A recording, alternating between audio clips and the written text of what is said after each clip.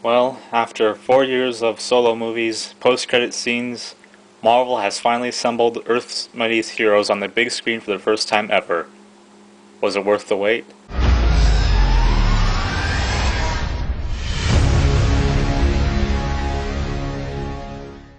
The plot of the movie is Loki has made a deal with a shadowy figure that will give Loki an army of Chitauri invaders to conquer Earth in exchange for the Tesseract, which, if you're wondering, is the cosmic cube from Captain America. After that, Loki finds his way to Earth, steals the Tesseract, and turns several S.H.I.E.L.D. agents into slaves, including Hawkeye and Dr. Selvig. In order to return, Nick Fury is forced to activate the Avengers Initiative. With this many characters, this film could have easily fallen apart and succumbed to disappointment. But this is where Joss Whedon comes in. When he was announced to write and direct the movie 2 years ago, I knew this movie was in good hands. Whedon is able to assemble a group of characters and give them each their moment to shine and develop. And this is definitely the case here because the movie feels neither underwhelmed or overstuffed. There's really not much left to say about each cast member that hasn't already been said about them, since most of them have already appeared in their own movies. They obviously fit their roles perfectly. Robert Downey Jr. was obviously born to play Iron Man. Chris Evans is believable as Captain America. Chris Hemsworth is great as Thor, and Mark Ruffalo actually is the best actor who has ever portrayed Bruce Banner in a movie with the Hulk in it. He gives a nerdy and calm performance as Bruce Banner and a gleeful performance as the Hulk, which is something we really haven't seen in any theatrical incarnation of the Hulk.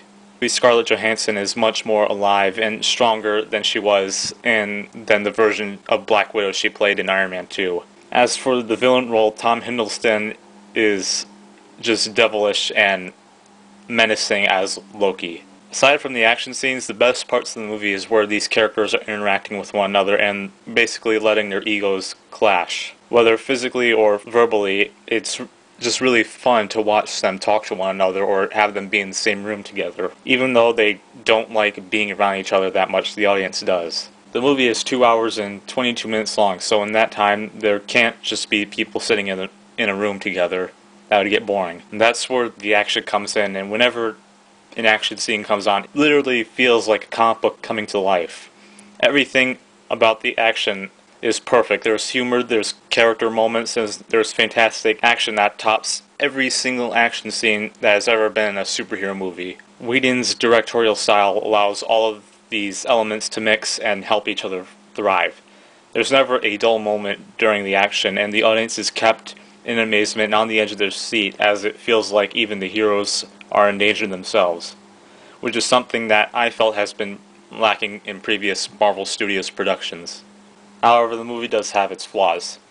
Despite having said earlier that every character gets their moment to shine, it was bound to happen that one gets the short end of the stick, and that character is Hawkeye. Jeremy Renner is great as the character. He spends most of his time in the movie being Loki's slave, and he really doesn't get to do much, and towards the end of the movie for the final battle where he's free. Also, if you recall the ending of Thor destroyed the Bifrost Bridge in order to stop Loki, which in turn trapped him in Asgard forever. The movie doesn't go into much detail on how he got back, so it makes the ending of Thor seem a bit redundant.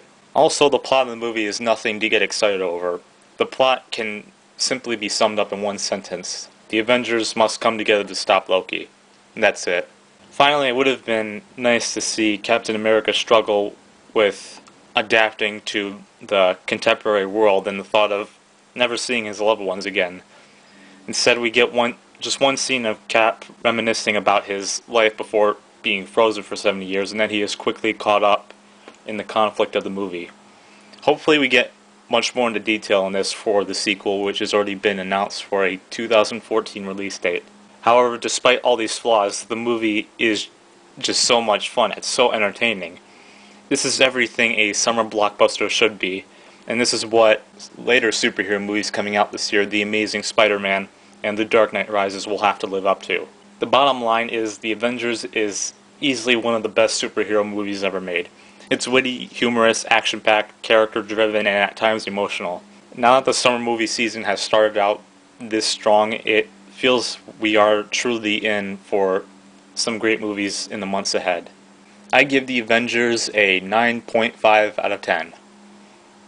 Go see the movie as soon as you can. Stay after the credits. There's one scene during the credits and there's one scene after. If you're a huge comic book fan, you definitely don't want to miss the first scene. That's my review. See you later.